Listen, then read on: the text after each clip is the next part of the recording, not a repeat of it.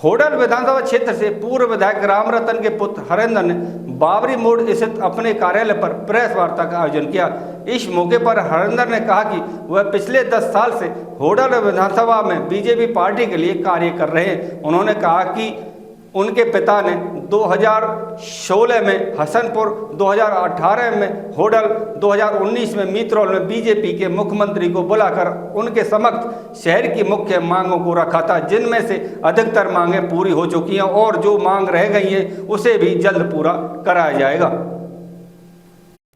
हरेंद्र राम रतन ने प्रेस वार्ता के दौरान कहा कि मैं बीजेपी पार्टी का एक छोटा सा कार्यकर्ता रहा हूं और जो पार्टी ने मुझे जिम्मेदारी सौंपी थी उस पर मैं हमेशा खरा उतरा हूं। उन्होंने कहा कि 2014 में जब मेरे पिता पूर्व विधायक राम रतन होडल से चुनाव हारे थे तो उसके बाद से ही क्षेत्र के विकास को लेकर उन्होंने तथा उनके पिता ने मुख्यमंत्री के समक्ष हसनपुर में बस अड्डा, यमुनापुर तहसील, होडल में रेस्ट हाउस, बच्चों के लिए कॉलेज, हॉस्पिटल, अग्रसेन पार्क, बस अड्डा की बड़ी मांगें रखी थी, जिनमें से 2 मांग अग्रसेन पार्क व बस अड्डा की मांग को छोड़कर सभी मांगों को पूरा किया गया। उन्होंने कहा कि अब की बार बीजेपी पार्टी ने उन्हें मौका दिया तो इन दोनों मांगों के साथ साथ विकास के अन्य आयाम भी होडल विधानसभा में लाने का काम करेंगे। उन्होंने कहा कि पार्टी के मुख्यमंत्री नायब सिंह सैनी, पूर्व मुख्यमंत्री मनोहर लाल खट्टर व केंद्रीय मंत्री कृष्णपाल गुर्जर ने अगर उन्हें अब की बार होडल विधानसभा से मौका दिया तो वह विधानसभा में विकास की कोई कमी नहीं छोड़ेंगे। उन्होंने कहा कि कांग्रेस में जितने भी प्रदेश अध्यक्ष रहे हैं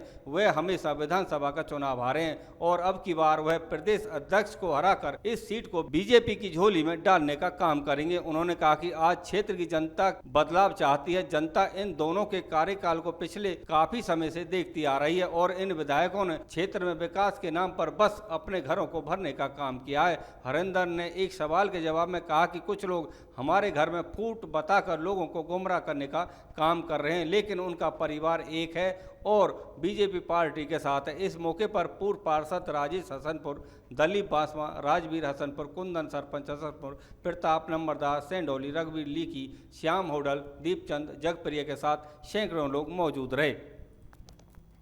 में टिकट मांग रहे हैं, सभी लोग अस्वस्थ हैं और अगर मैं फिर कह रहा हूँ, मेरे को तो अगर पार्टी और पार्टी का शीर्ष नेतृत्व मेरे ऊपर भरोसा जमा दिखाता है तो मैं निश्चित आप लोगों को विश्वास दिला रहा हूँ कि देखिए हम लोग जो है ना इस सीट को जीतेंगे और पार्टी किसी और को भी टिकट देती है तो मेरे को तो पिछली बार 2019 में भी मेरा टिकट कटा था, तब भी मैं पार्टी के साथ रहा हूँ। अगर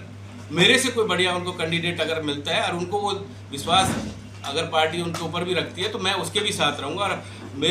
और मेरे पूरे परिवार का कर्तव्य होगा कि यहाँ से भारतीय जनता पार्टी का प्रत्याशी नहीं।